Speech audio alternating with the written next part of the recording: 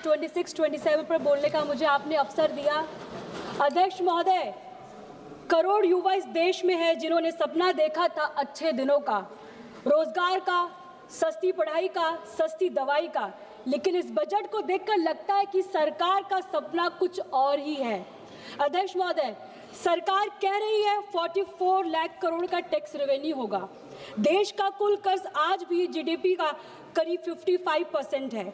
इस कर्ज का ब्याज अकेले पूरे बजट का 26% खा जाता है, यानी हर 100 रुपये में से 26 रुपये तो सिर्फ पुराने कर्ज की ब्याज चुकाने के लिए चले जाते हैं।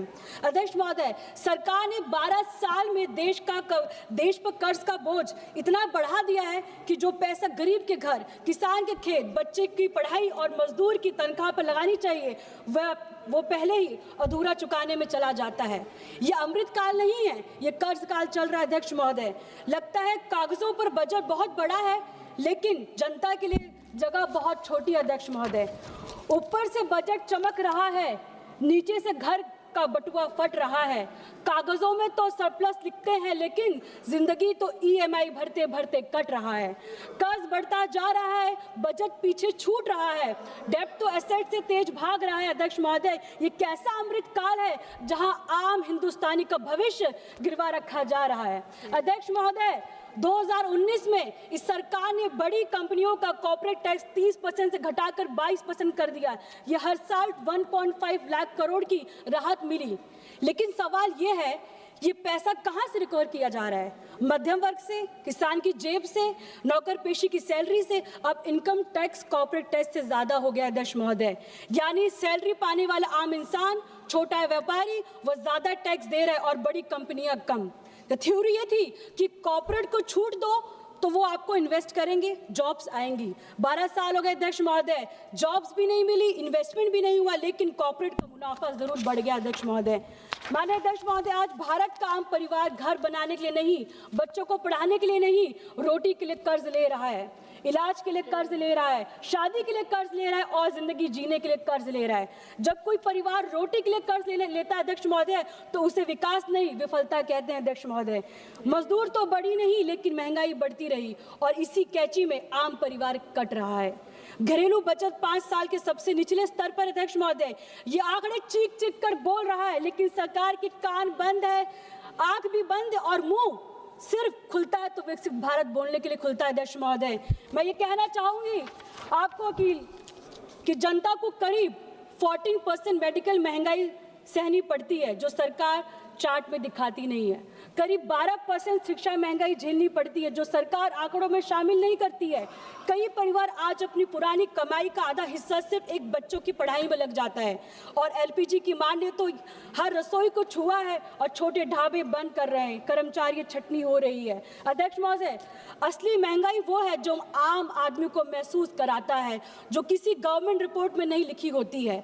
अध्यक्ष महोदय, उत्तर प्रदेश सबसे ज्यादा सांसद इस पार्लियामेंट में आते हैं, लेकिन वहां का पर कैपिटा इनकम आज भी नेशनल एवरेज से भी कम है। इतने सालों में डबल इंजन गवर्नमेंट तो बनी आपकी, लेकिन डबल इंजन तो लगा तो दिया आपने, लेकिन आदमी से भरी ट्रेन खींचने के लिए उस इंजन में दम नहीं। अध्यक्ष महोदय, मैं आपसे ये कहना चाहूंगी कि मिडिल ईस्ट की इस लड़ाई के दौरान अमेरिका ने कहा कि उन्होंने भारत को दूसरे देशों से तेल लेने के लिए अलाउ किया।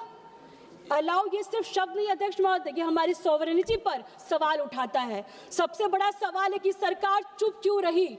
सरकार के जो ये लोग रोज बड़ी बड़ी बातें करते हैं अध्यक्ष महोदय, वो आज किसी दूसरे देश की प्रेस कॉन्फ्रेंस में अलाउ जैसे शब्द सुनकर चुप बैठे हैं। अध्यक्ष महोदय, 1971 में इंदिरा गांधी जी ने प्रेसिडेंट निक्सन की धमकी को नकारा था, अटल जी ने पोखरण के जरिए दुनिया को जवाब दिया था। आज हम अलाउ सुन रहे हैं और सरकार ये किसी व्यक्ति की तरफ से ट्वीट नहीं आया। अध्यक्ष महोदय, मैं आपको ये कहना चाहती हूँ, ये कैसा आत्मनिर्भर सरकार है, ये कैसा देश है। मगर मैं ये कहना चाहूंगी, चिप भी विदेश का है, एआई भी विदेश का है, तेल भी विदेश का है, ऊपर से इजाजत भी अमेरिका दे हमें। ये कैसा आत्मनिर्भर पल रहा है अध्यक्ष महोदय। वेवा लेकर भी खुद को ग्लोबल लीडर बताने से सबसे बड़ा विडंबना है। अध्यक्ष महोदय, जब अपना फ्यूल भी दूसरे के लाइसेंस से मिली तो देश की सॉवरेनिटी पर सीधा सवाल उठता है। अध्यक्ष महोदय, भाषणों में तो आत्मनिर्भर है, फैसलों को किसी और के अलाउ का इंतजार करते हैं। अध्यक्ष महोदय, महोदय ये लोग।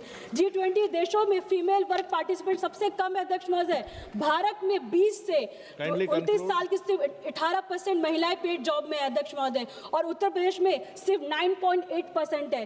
रूरल सिक्योरिटी पर खर्च नहीं है, यानी उसकी सुरक्षा भी नहीं है और रोजगार भी नहीं है, और ऊपर से नारी शक्ति नारा थमा दिया जाता है अध्यक्ष महोदय। नारी शक्ति बैनर पर लिखने से नहीं होता अध्यक्ष महोदय, बजट में दिखाने से होता है। मैं आपसे कहूंगी 2 मिनट मुझे और दे दीजिए बोलने के लिए। और जीडीपी में मैन्युफैक्चरिंग का हिस्सा बढ़ने की जगह घट गया है अध्यक्ष महोदय। जब हम 100 रुपए का फोन मेक इन इंडिया कहकर बेचते हैं और उसमें 85 का सामान चाइना से आता है, तो इस मैन्युफैक्चरिंग नहीं, इसको असेंबली कहते हैं अध्यक्ष महोदय। असेंबली को मैन्युफैक्चरिंग का नाम देना ही डाटा का हेराफेरी अध्यक्ष महोदय। सेमीकंडक्टर मिशन 1.0 आया, 2.0 आया, अनाउंसमेंट हुए, लेकिन आज भी हमारे स्मार्टफोन में की जो चिप है वो विदेश से आती है।